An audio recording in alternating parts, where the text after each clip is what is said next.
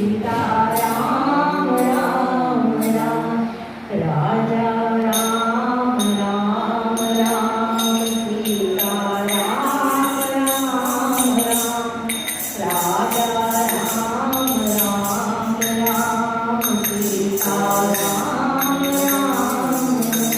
अयोध्या नगरी में प्रत्येक घर में यही कीर्तन चल रहा है, राजा राम राम राम, सीता राम राम राम, राजा राम राम राम, सीता राम राम राम। अवध कौन है? अवध मैंने और इस अक्षर के आगे लग जाता है वो नकारात्मक हो जाता है, तो वध जहाँ वध ना हो वो अवध है। अवध का मतलब जहाँ पर प्रेम ही प्रेम बरसता है, जहाँ कहीं पर भी किसी भी प्रकार की मन से, वचन से, कर्म से हिंसा भी नहीं है, जहाँ पर सिर्फ कोई भेद है ही नहीं, वही अवध है। और गोस्वामी जी कहते हैं अवध कहाँ जहाँ राम विराज। तो आज राजा राम बनकर यहाँ पर विराज रहे हैं, राजा विराज हो रहे हैं, और घर घर गलियों में, पूछों में, हर जगह सब पुरुष और नारी प्रभु के नाम का ही गुणगान गाते जा रहे हैं और कहते हैं हमारे धन्य भाव कि हमें ऐसा राजा मिला। क्योंकि ऐसा कहते हैं कि जो राजा पुण्यवान होता है उसकी पुण्यों का फल उसकी प्रजा को भी मिलता है। जितना सच्चरित राजा होगा उतनी ही सुखी और आनंदित तो उसकी प्रजा होगी। और यहाँ गोस्वामी जी कहते हैं जो हमने देखा कि सब निरधम धर्म रत पुनि, नर अरु नारी चतुर सब पुनि। इस समय अयोध्या में क्योंकि हमने देखा कि 14 साल जब तक भगवान राम वनवास में रहे उस समय सभी नर नारी जो अवध के थे उन्होंने भी तपस्या की, उन्होंने भी व्रत और नियम लिए हैं। और व्रत और नियम जो है वो हमारे में रहे जो मन है उनको साफ करता है, हमें और उज्जवल बनाता है।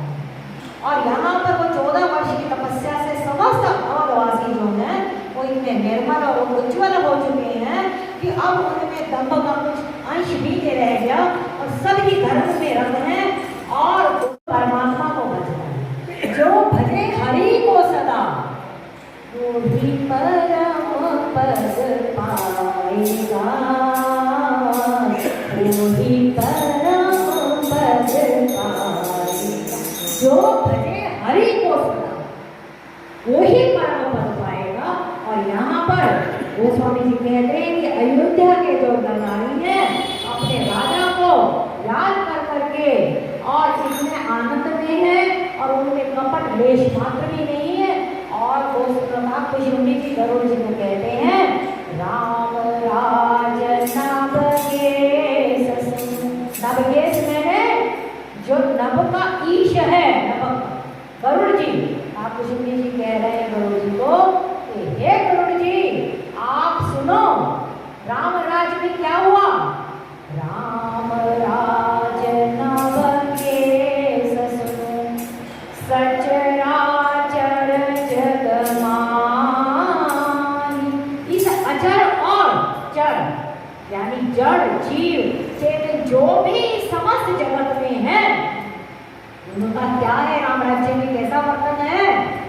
काल करम सुभाव गुण कृत दुख काहुहीना। गोस्वामी जी बहुत सुंदर वर्णन बता रहे हैं कि दुख कितने प्रकार के हैं और दुखों की जड़ कहाँ है।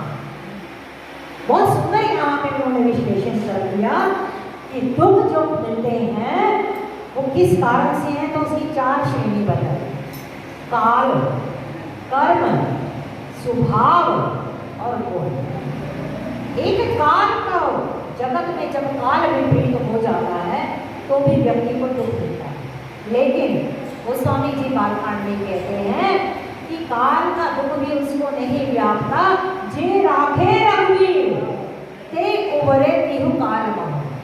जिस समय कामदेव ने अपना पूर्ण रूप से प्रचंड रूप दिखाया था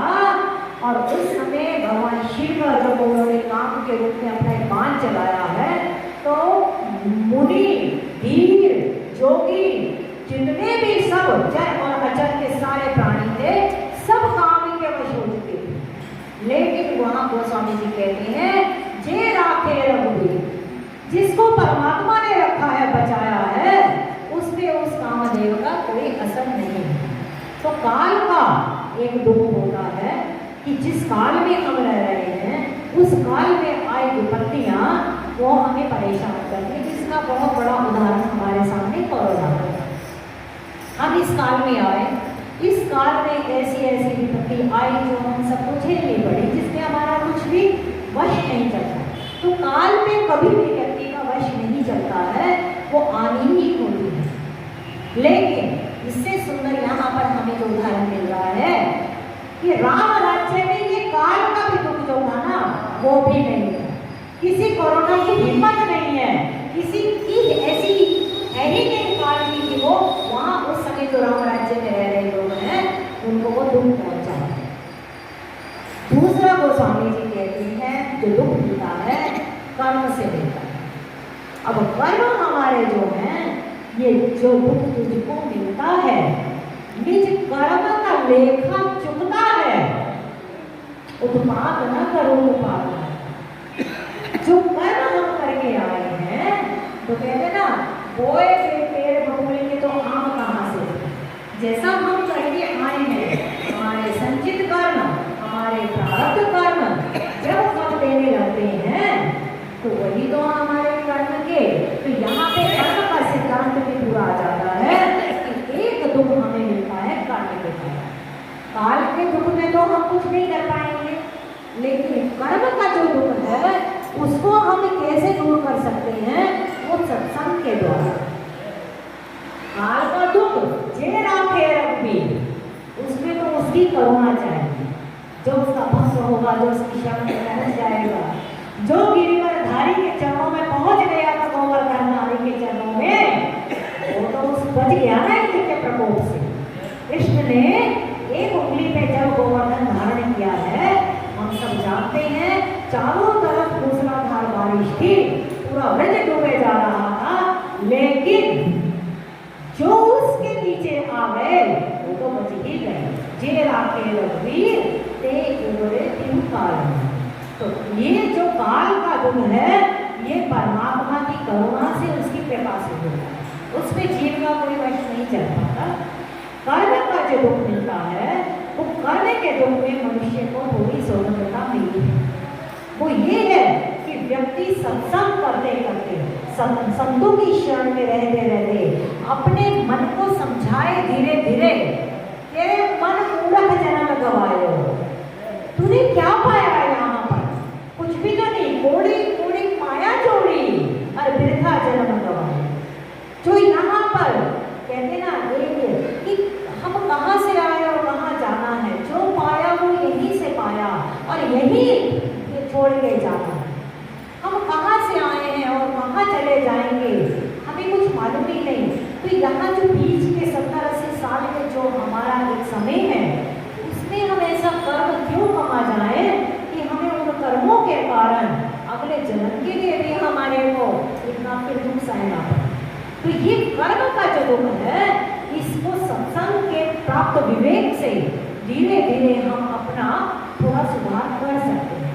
इसके लिए बहुत जरूरी है कि मनुष्य सतत सावधान रहे, सतत जागृत रहे और ये जान के रहे कि परमात्मा सर्वविदकारी है और सर्वगत है, वो चारों तरफ से मुझे देख रहा है।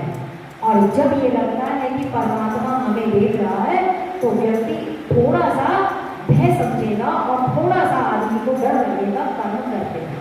क्योंकि देखो, जो भी हम बुद्धि चलाते हैं, चाहे वो हम अच्छे कर्म में चलाएं, चाहे बुरे कर्म में चलाएं, जैसा भी चलाएं, बुद्धि जो है ना, कहते हैं बुद्धि प्रेरक से। तो जो प्रेरणा हमें मिल रही है, हम उससे बार बार परमात्मा को, जो हमारी भी विनती हर बार रही है कि हे माँ जानकी, आप हमारी बुद्धि को निर्मल करें। बुद्धि निर्मल होगी तो विचार भी निर्मल हो जाएंगे, विचार निर्मल हो जाएंगे तो किसी के प्रति हमें राग, द्वेष, निंदा, ईर्ष्या ये सब धीरे धीरे छूटती चली जाएगी। फिर हमारे कर्म नहीं बनेंगे। देखो, कर्म की श्रृंखला अगर तोड़नी है, साधारण रूप में अगर हम देखें, एक व्यक्ति हमें अपने कहीं भी पसंद नहीं है कि ये व्यक्ति के साथ हमारा पक्का ही रहना है। अब हमें पसंद नहीं है, लेकिन हम अपने अपने जीवन में सब देखें तो हमें उसी व्यक्ति का ही सबसे ज़्यादा ध्यान रहेगा कि फलाने ऐसा कर दिया, उसने ऐसा कर दिया, वैसा कर दिया, चिंतन वही रहेगा। इस जन्म में तो हमारी उसके साथ बन नहीं रही, इस जन्म में तो हम चाह रहे हैं कि उससे पीछा छूटे, लेकिन इस माया के वश में बार बार उसका चिंतन करते करते अनजाने में ही अगले जन्म का बंधन भी उसके साथ बांधे जा रहे हैं। तो ये श्रृंखला कहीं तो तोड़नी पड़ेगी ना।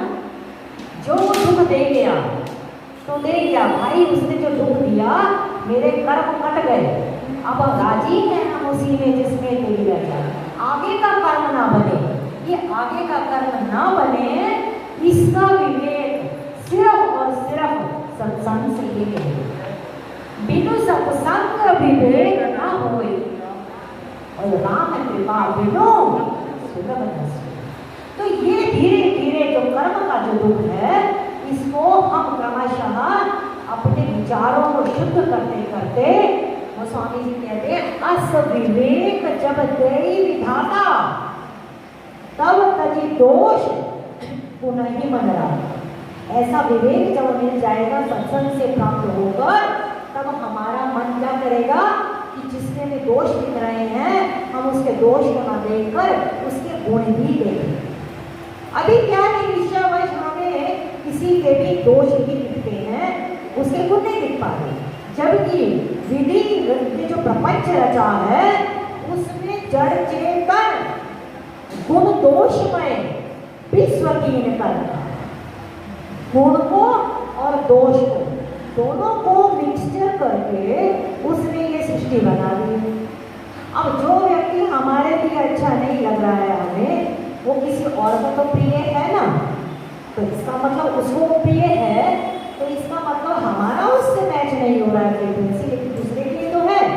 तो धीरे धीरे विवेक ये आता है कि हम क्यों इसके साथ अपने जन्म की श्रृंखला बनाए, जो है वो यहीं पर ही खत्म करो, हिसाब किताब आगे का मत रखो, आगे अपना और हम अपनी नई यात्रा करें, अपना राम नाम सुखदाई भजन करो भाई, ये जीवन दो जिसका राम नाम सुखदाई भजन करो भाई, ये जीवन दो जिसका, ये जीवन की गोलियां, ये जीवन कागज की पुड़िया, हवा चले उड़ जाई करो भाई, ये जीवन दो दिन का। अपना भजन ही हमारे साथ जाने वाला है, वरना तो क्या, सुबह खाया, पशु फिर सो गए, फिर किसी की मिला, ये कर दिया, ये सब खाते हम अपने जोड़े चले जा रहे हैं। लेकिन राम नाम का भजन और संपत्ति हमने कितनी कमाई, शास्त्रों की शरण में बैठकर ये हम खुद अपना अपना चिंतन करें। तो जो दूसरा दुख है कर्म का दुख, तो स्वामी जी के अनुसार उसको कुछ कुछ हम सत्संग की कृपा से, संतों की कृपा से उसको हम खत्म कर सकते हैं। तीसरा जो दुख को स्वामी जी कहते हैं वो है स्वभाव। स्वभाव भी जो है हमारा जन्म जन्म की यात्रा में जितने संस्कार हम लिए चल रहे हैं, वो संस्कार हमारा साथ वो स्वभाव बनता चला जा रहा है। अब आप ये देखो, कोई बालक बचपन से ही उसको इतना परमात्मा में प्रेम होता है, किसी ने उसको सिखाया तो नहीं, लेकिन कोई बालक को कोई इंटरेस्ट ही नहीं है। एक झोली में फूल खिले हैं, एक झोली में कांटे में कोई कारण होगा। तो स्वभाव हम यहाँ जितने भी लोग बैठे हैं, सबका स्वभाव एक जैसा नहीं है। अपने आगे जाए बच्चों के भी स्वभाव एक जैसे नहीं होते, सबके स्वभाव अलग है। स्वभाव में है, जिसको हम इंग्लिश में कहते हैं नेचर। जो नेचर है ना, प्रकृति है हर एक की, वो सबकी प्रकृति अलग अलग है। उस प्रकृति के साथ हमें एडजस्टमेंट करना होता है, सामंजस्य बिठाना होता है। अब आप एक देखें कि आप कहीं ट्रेन में सफर कर रहे हो, बहुत दूर से आप देखें तो प्रकृति का नजारा बड़ा ही प्यारा लगता है, बहुत प्यारा लगता है। लेकिन जैसे ही उसके पास जाएं तो कोई ज्यादा मजा नहीं आएगा, क्योंकि वहां कोई आपने पहाड़ देखा, पहाड़ पे वो पेड़ देखा, दूर से बड़ा बहुत सुंदर लग रहा है, लेकिन जब आप करते करते पेड़ के पास पहुंच जाए तो क्या है, तो कुछ भी नहीं है। इसीलिए इस संसार में प्रकृति का नजारा, सबकी प्रकृतियों का नजारा एक डिस्टेंस से देखोगे तो खूब आनंद में रहोगे। लेकिन हर एक की प्रकृति में घुसते चले जाएंगे, फला कैसा है, फला कैसी है, तो हमें कोई मजा नहीं आएगा और बल्कि हम परेशान हो जाएंगे। क्यों? क्योंकि दूसरे के स्वभाव को क्या बदलना, हम अपने ही स्वभाव को नहीं बदल सकते।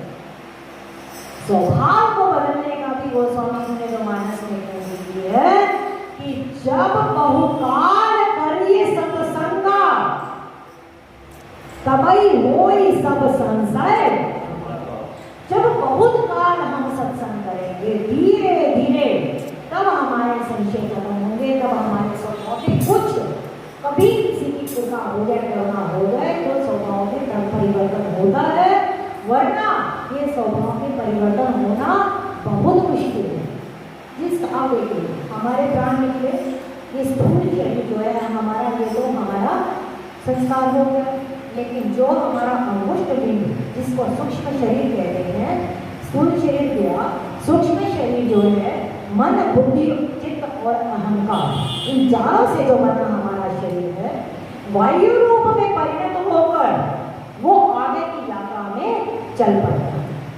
अब वो जो सूक्ष्म शरीर है उसमें जितनी हमारी मानसिकता, जितनी हमारी विचार, जितने हमारे संकल्प, जितनी हमारी इच्छाएं, वो सब उसमें समाहित रहती हैं। इस जन्म का कार्य तो पूरा हुआ, अब उस इच्छाओं को, उन संकल्पों को उस जीवात्मा ने अब पूरा करना है, तो उसके लिए अब वो दूसरा शरीर धारण करेगा। जैसी जैसी उसकी इच्छाएं होंगी, जैसी उसकी प्रकृति होगी, उसके हिसाब से उसका दूसरा जन्म मिलता जाएगा। जो मानस रोग में भी उस दिन हमने देखा कि जो बहुत निंदा करता है तो उसका जो जन्म है वो लिखा हुआ है कि वहाँ पर उसको क्या जन्म मिलेगा। तो जो व्यक्ति का स्वभाव है, लेकिन अब स्वभाव हमारा कैसा है ये हम अपने आप को नहीं जान पाते। अपने आप को तो हम सब मानते हैं ना कि हम बहुत अच्छे हैं और बाकी जो गलती है वो दूसरों में होती है, ऐसा हम लोगों का सबका अभिप्राय है। मैंने क्या गलत है, मैंने तो यही कहा ना, उसने ऐसा क्यों कहा। अपेक्षाएं जो हमारी दूसरों के प्रति है कि हमारे मन के अनुसार दूसरा वर्तन करे, हमारी इच्छाओं के अनुसार दूसरा वर्तन करे, वो इच्छाएं हमारे दुख का कारण बन जाती हैं। वो अपना स्वभाव ही हमारा दुख का कारण बन जाता है। यहाँ कोई किसी को दुख नहीं दे सकता। एक संत कहते थे, रज पोषण कीजिए कोई कहे क्यों है, हंसकर उत्तर दीजिए हाँ बाबा क्यों। मान लो ना कि हाँ भाई हमसे गलती हो, हाँ मान, लेकिन माने कैसे, क्योंकि हमारे अभिमान को चोट लग रही है, अपने अहंकार को चोट लग रही है, तो ये मन जो है ना ये पूरा अपना बनाए बैठा है आधिपत्य कि मैं तो किसी से कम हूँ क्या। जब सत्संग करते करते संतों की कृपा से धीरे धीरे स्वभाव में परिवर्तन हो जाएगा, तो आनंद अपने आप ही जो भीतर है वो प्रस्फुटित हो जाता है। कहीं से कुछ कोई यहाँ किसी को ना, गोस्वामी जी कहते हैं काऊ न को सुख दुख कर रहा निज कृत कर्म भोग सकता। यहाँ कोई किसी को खुश नहीं कर सकता, कोई किसी को दुखी नहीं कर सकता है। व्यक्ति अपने स्वभाव के कारण दुखी होता है, अपने स्वभाव के कारण ही खुश होता। जब हमने ठान लिया कि हमने प्रसन्न ही रहना है, हमने आनंद में ही रहना है, और आनंद हमारी आत्मा की मांग है। तो जब हम उस आनंद में रहते हैं, हरे राम राम राम सीता राम राम राम, हरे राम राम राम सीता राम राम राम। तो जब हम अपने ही आनंद में रहते हैं, अपनी ही मस्ती में रहते हैं, तो धीरे धीरे कोई हमें चेष्टा भी करेगा कष्ट पहुंचाने की, तो हमारे ऊपर वो असर नहीं आएगा। प्रसंग देखें तो आप मीरा के जीवन को देखें। मीरा के जीवन में कितने कितने ऐसे प्रसंग आए हैं। जहर का प्याला रामा जी ने भेजा, कितने कितने उनको दुख दिए गए, नरसिंह को कितने दुख दिए गए। इस संत के जीवन में दुख नहीं आए, लेकिन हम जैसे जीवों को लगता है कि उनको दुख लगा, लेकिन उनसे पूछो तो उन्होंने कभी इसको दुख माना ही नहीं। उन्होंने हमेशा ही इसको प्रभु की कृपा ही माना। तो धीरे धीरे सत्संग करते करते, शास्त्रों का अध्ययन करते करते ऐसा विवेक जागृत होता है, और वो जागृत होने से फिर निज प्रभुमय देख हरि जगत यही सन कर रही फिरो। समस्त जगत फिर हमें परमात्मा का ही रूप दिखता है।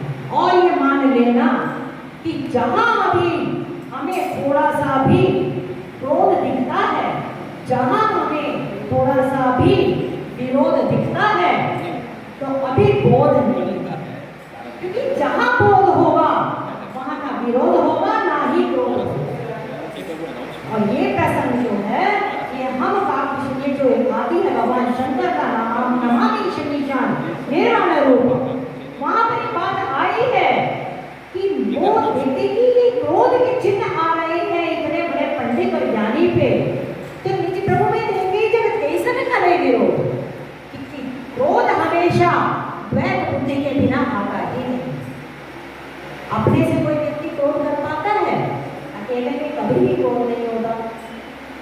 अकेले क्रोध ही दूसरे के सामने आता है, दंभ भी दूसरे के सामने आता है, अहंकार भी दूसरे के सामने आता है। तो ये जो धीरे धीरे वृत्तियां हमारी बदलती हैं, वो सिर्फ शास्त्र और सत्संग के प्रभाव से धीरे स्वभाव हमारा बदलता है। गोस्वामी जी कहते हैं कि जो तीसरे प्रकार का दुख है वो है स्वभाव जन्य दुख। और चौथा जो दुख बताया वो गुण। अब गुण हम सब जानते हैं, प्रकृति में 3 गुण विराजित है, सत्व गुण, रजोगुण और तमोगुण। सत्व गुण, रजोगुण और तमोगुण ये भी व्यक्ति को कभी कभी दुख देते हैं। देखो भाई, बंधन जो है, चाहे लोहे की जंजीर हो और चाहे सोने की जंजीर हो, कोई सोने की जंजीर से बांध दे हमें और कहे कि तुम यहीं बैठे रहो, तुमने गिरना नहीं है, चाहे वो सोने की जंजीर है तो भी वो हमारे बंधन का कारण है, वो भी हमें दुख देगी। लोहे की जंजीर तो देगी ही देगी। तो तमोगुण भी, क्योंकि गुण होता है जिसको संस्कृत में इसका जो हिंदी अनुवाद है मैंने रस्सी, गुण मैंने रस्सी, ये जो गुण रूपी रस्सी है तमोगुण की, रजोगुण की, सत्वगुण की, ये रस्सी हमें बांध रखा है आत्मा को, ये भी हमारे बंधन का कारण है।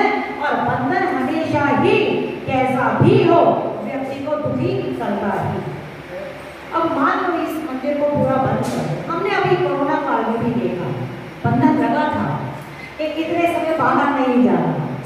भाई छटपटाहट तो सभी को थी, एक समय तो थोड़ा ठीक लगा, फिर लगा कि अरे बहुत हो गया अब भागो, क्योंकि आत्मा की मांग है, उसको स्वतंत्रता चाहिए, उसको आनंद चाहिए, उसको शांति चाहिए, उसको सौंदर्य चाहिए, उसको प्रेम चाहिए।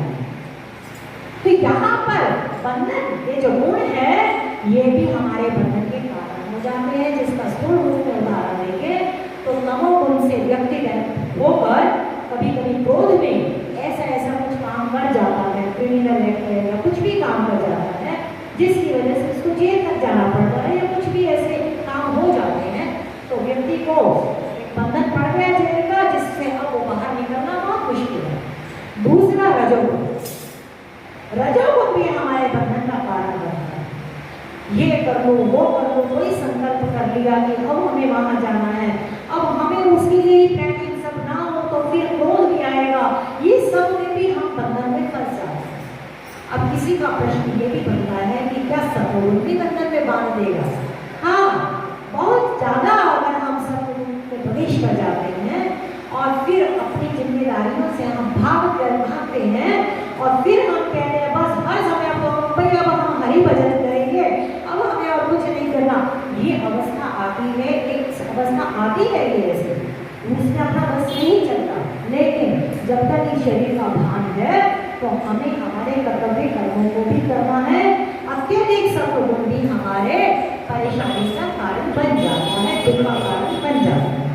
तो गोस्वामी जी यहाँ पर कहते हैं कि राम राज में ये सारे के सारे दुख जो हैं किसी को भी नहीं, ना उनको काल का दुख है, ना उनको कर्म का दुख है, क्योंकि कर्म सबके नष्ट हो चुके हैं।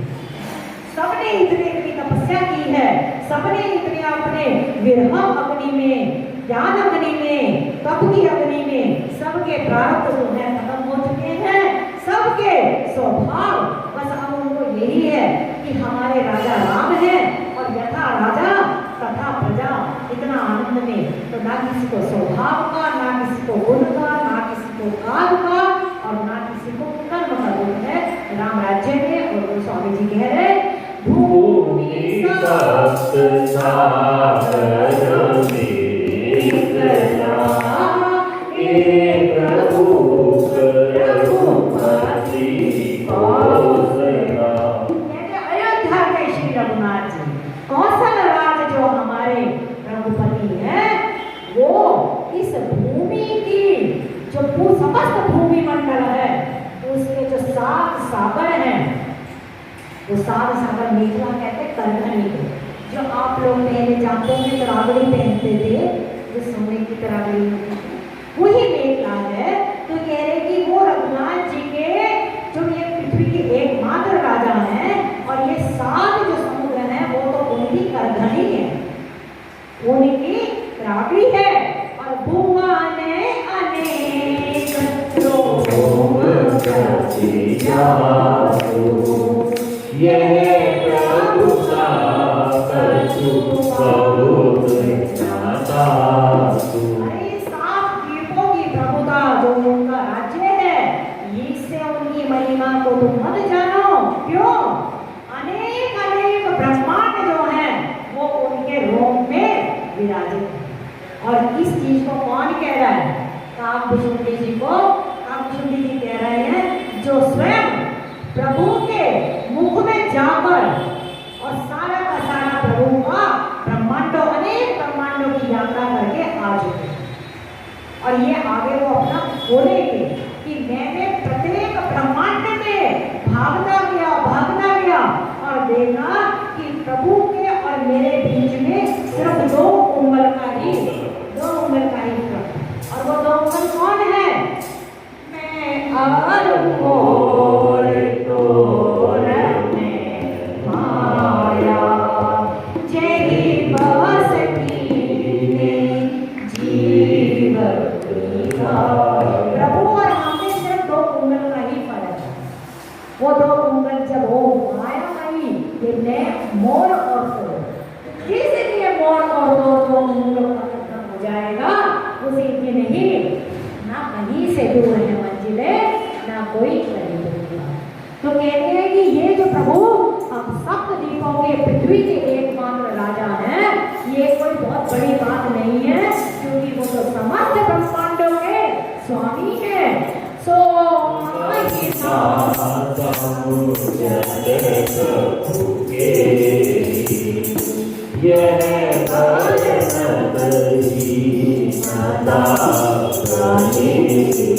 कोई कहेंगे अरे ये 7 द्वीपों के एकमात्र स्वामी है, ये वर्णन करना बहुत ही तुच्छ बात होगी। कब? जब उनकी महिमा को जो कोई जान लेगा। और उस महिमा को जानने वाला कौन है? आंखों से अनुभव करके देखने वाला कौन है?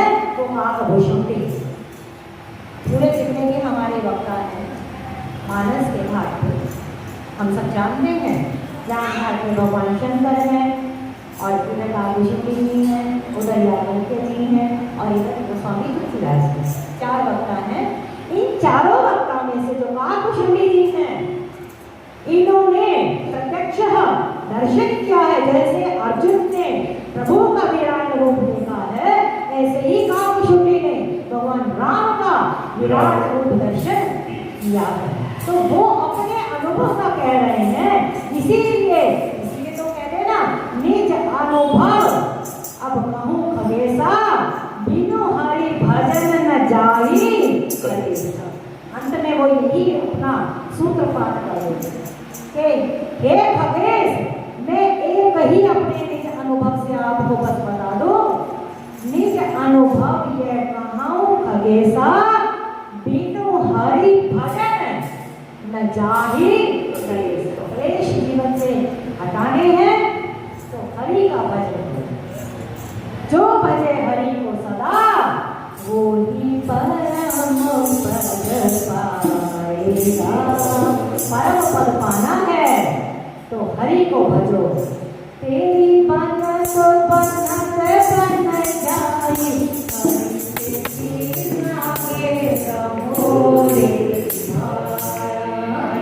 हरि से लगे रहो, हरि का ही भजन करो, जहाँ हो हरि की ही कथा करो। यही मुक्त होने का और क्लेशों से दूर होने का उपाय है। और वो स्वामी जी कहते हैं, जिन्होंने प्रभु की ऐसी महिमा जानी है तो वो ही समझ पाता है। सो महिमा करके सची न जानी, जिन्होंने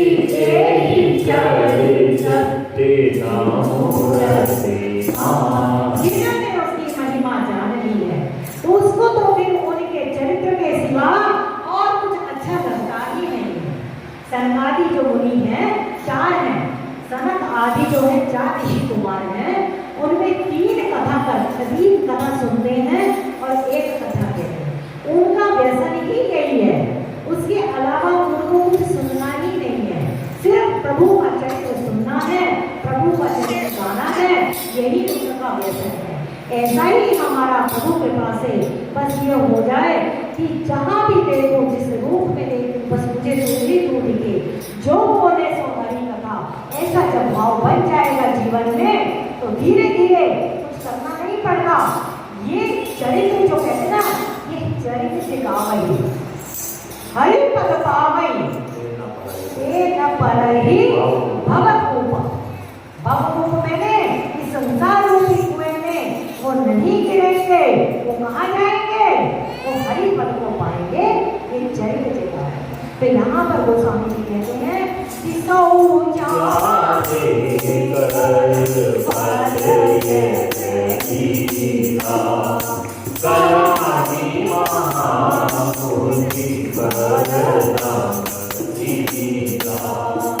इस लीला को जो जान जाता है, इसका जो अनुभव कर जाता है कि उनकी महिमा क्या है, तो वो तो उसका आनंद, उसका जो अनुभव है वो तो कोई वही जान सकता है जिन्होंने जन्मों जन्मों अपने को शम दम नियम से पालन करके अपने जीवन अपने को विकसित किया है। ऐसे ही लोग परमात्मा की लीला को जान सकते हैं और उनकी लीला को जानना भी वो फल है। लोग कहते हैं कथा को हम कथा के बाद हमें फल मिलना चाहिए। क्या फल मिला? कथा प्रसाद के रूप में बोलने की कुछ तो फल मिले। कथा को फल ही यही है कि प्रभु की लीला में, प्रभु के रूप में, प्रभु के नाम में, प्रभु के धाम में हमारा मन रम जाए। सबसे बड़ा फल यही है। और वो स्वामी जी कहते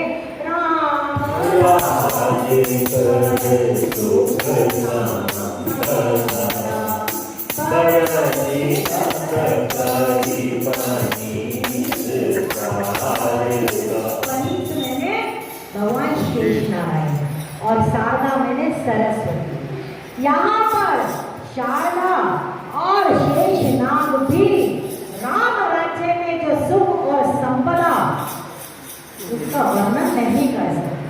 संपत्ति और संपदा में बहुत फर्क है। जो संपत्ति शिव रावण की धीरे धीरे 10 माह वो संपत्ति मिली है। और जो संपदा, उनको संपदा दी है प्रभु ने, जब संपत्ति मिलती है तो हमारे सामने उदाहरण है, रावण को संपत्ति मिली है, अपने शीश चढ़ा चढ़ा कर तो उसको अहंकार आया है। लेकिन जब संपदा मिलती है तो पर वो भक्त को ही मिल पाती है, और जब भक्त को संपदा मिलती है तो वो कृतकृत्य हो जाता है। तो यहाँ पर गोस्वामी जी कहते हैं कि राम राज्य कर सुख संपदा, यह संपत्ति नहीं है, संपदा भी है। और उसका बहुत सुंदर संत लोग कहते हैं कि अपने पास परमात्मा की कृपा से खूब पैसा हो, खूब उसकी कृपा हो, और जब उस पैसे को हम शुभ कार्यों में लगाते हैं तो समझो कि वो संपदा है। और जब पैसा हमारे पास होते हुए भी हम शुभ कार्यों में न लगा पाए तो समझ लेना कि पुण्यों के फल से तो ये चीज मिली है, लेकिन ये संपदा नहीं है, ये संपत्ति जो आज होगी और कल चली जाएगी। गीता में जो दैवी जितनी भी वो है उनको बताया, दैवी गुण जो बताया है उसको संपदा बताया है। ये संपदा और संपत्ति का वर्णन किया गया यहाँ पर, और गोस्वामी जी कहते हैं उसका कोई वर्णन नहीं कर सकता। सब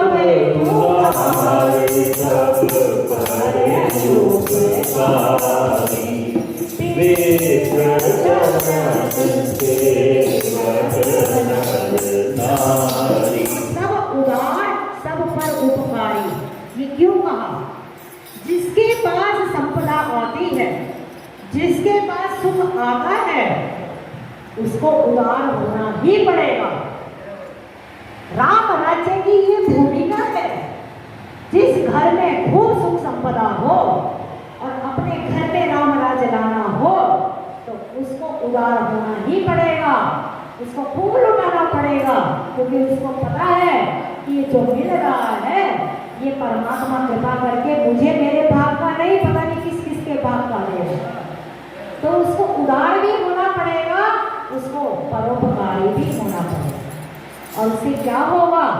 ये जितना हम उदार और परोपकार करते चले जाएंगे, अगले जीवन के लिए उतनी ही अपनी संपदा और इकट्ठी करते चले जाएंगे। अब देखो सीधी बात, हमें यहाँ से रामेश्वरम जाना हो तो रामेश्वरम जाने के लिए फ्लाइट बुक करवाने के लिए पैसे चाहिए ना। अगर पैसे नहीं होंगे तो कैसे जाएंगे? किसी के पास फ्लाइट के पैसे होंगे, किसी के पास ट्रेन के पैसे होंगे, कुछ तो चाहिए ना पैसे। लौकिक यात्रा के लिए भी हमें पैसों की आवश्यकता रहती है, लेकिन परलोक की यात्रा के लिए ये पैसे यहाँ यही रह जाएंगे। वहाँ क्या चलेगा?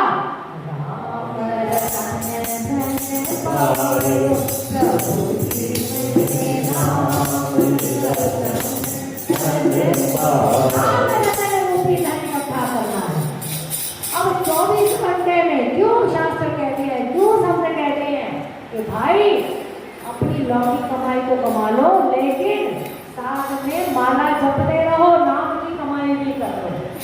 ये माला का बहुत बड़ा एक विज्ञान है। जो कबीर साहब ने कहा ना कि कर का मन का, ये मन का फेर, तो कर का मन का पहले चाहिए जरूरी, तभी बाद में मन का फेर होगा। क्योंकि इससे हम जैसे ही हाथ में आता है अपने आप ही प्रभु का नाम चलना शुरू हो जाए। 108 बार राम नाम लिया, जैसे तो राम नाम की महिमा अनमोल है। एक परलोक लोक पितु माता, इस लोक में माता पिता की तरह रक्षण करता है राम नाम, और परलोक में भी हमारा सहायक होता है। पर स्थूल रूप में कहें कि यहाँ हमने हर महीने हर रोज की हमारी मान लो सैलरी 2000 रुपया है, तो कम से कम हमें 2000 राम नाम तो लेने ही चाहिए ना, ताकि हमारा बैलेंस बराबर रहे। अच्छा, कई लोग लेते भी हैं, ऐसा नहीं मैं कहूँ, सब करते ही होंगे। अब करने के बाद क्या है, हम कुंजर स्नान कर देते। जितना हमने राम नाम लिया उतना ही हमने बाहर जाकर ईर्ष्या में, निंदा में, द्वेष में और दूसरों के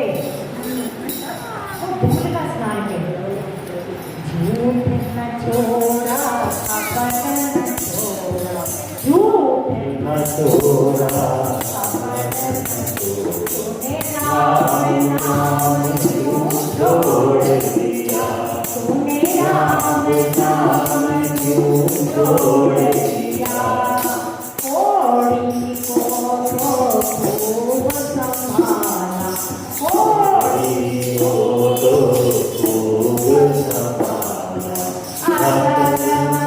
क्यों छोड़ दिया तूने राम नाम क्यों राम नाम को छोड़ता है वो बहुत कहते हैं कि एक दिन का किया हुआ गुस्सा एक घंटे का किया हुआ गुस्सा हमारे 40 दिन के भजन को समाप्त कर। अब तुम सोच लो कि कितना हम कमा रहे हैं और कितना हम हिसाब बराबर ही करते हैं। भाई ईर्ष्या द्वेष क्रोध कपट ये सब की हमारे जीवन में कोई आवश्यकता नहीं है, लेकिन माया मां ठगनी हम जानी माया हमसे करवाती है। क्यों? क्योंकि उसने जाल फेंका हुआ है कि ये शिकारी जो पंजे में फंसा है ये कहीं ये शिकारी मेरे पंजे से निकल ना जाए। तो जिस समय जो गोस्वामी जी कहते हैं कि काम क्रोध ये सब मत लोभ सब नाथ नरक के जरा सा क्रोध आया समझ लेना भाई नरक का पंथ तैयार होगा। मैंने उसके पैर रख दिया।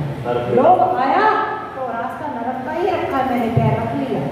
ये अपने मन को समझाना, इसीलिए गोस्वामी जी कह रहे राम राज्य अगर जीवन में चाहिए सुख संपदा मिली है तो उदार भी बनो और परोपकारी भी बनो, क्योंकि यही हमारी संपदा इस लोक में भी सहायक होगी और परलोक में भी सहायक होगी। चरणों की सेवा का मतलब क्या है? चरणों की सेवा पूर्ण रूप में तो चरण की सेवा है ही, लेकिन चरण की सेवा मैंने उनके जो आचरण है उनके जो शुभ कर्म है उन चरणों की भी सेवा करनी। मैंने उन चरणों में जो शुभ चरण जो है उनके जो उन्होंने वचन कहे हैं उनको भी अपने जीवन में अपने आचरण में उतारने का प्रयत्न करना है। और वो स्वामी जी कहते हैं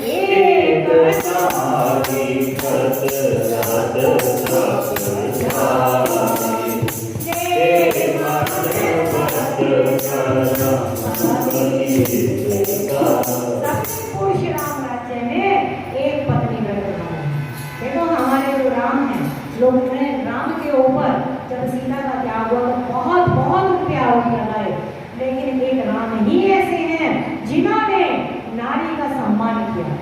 हम जानते हैं महाराज दशरथ के यहाँ पे अनेक स्त्रियां उनके महलों में थी और अनेक स्त्रियों के कारण ही ये सब घटनाएं घटी भी हैं, लेकिन राम ने ये व्रत लिया था कि मैं एक पत्नी व्रतधारी ही रहूंगा। जिस समय उन्होंने यज्ञ भी किया है तो भी सोने की मूर्ति सीता के सामने रखकर उन्होंने कहा था कि आप विवाह कर लो, लेकिन वो नहीं माने। उन्होंने माँ जानकी की सोने की मूर्ति रखकर ही उन्होंने यज्ञ को संपूर्ण किया और ये प्रभु का व्रत था। और ये राम का ही व्रत नहीं, गोस्वामी जी कहते राम राज्य में सभी पुरुष वहां पर एक पत्नी व्रतधारी थे और स्त्रियां कैसी थी?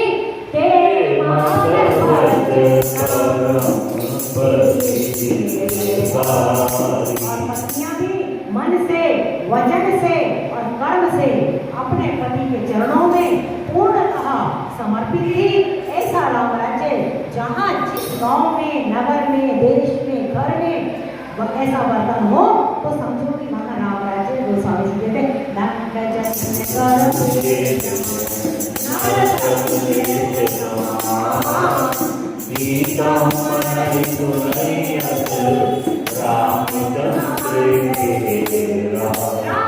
के राज में दंड का तो कोई नाम ही नहीं था। और कैसा दंड मिलता था वहाँ पर, कौन सा दंड प्रधान रहता था, उसकी कुछ विशद चर्चा कल की जाएगी। तो हरे राम राम राम सीता राम राम हरे राम राम राम सीता हरे राम राम राम सीता राम राम राम हरे राम सीता राम राम राम हरे राम राम राम सीता राम राम राम हरे राम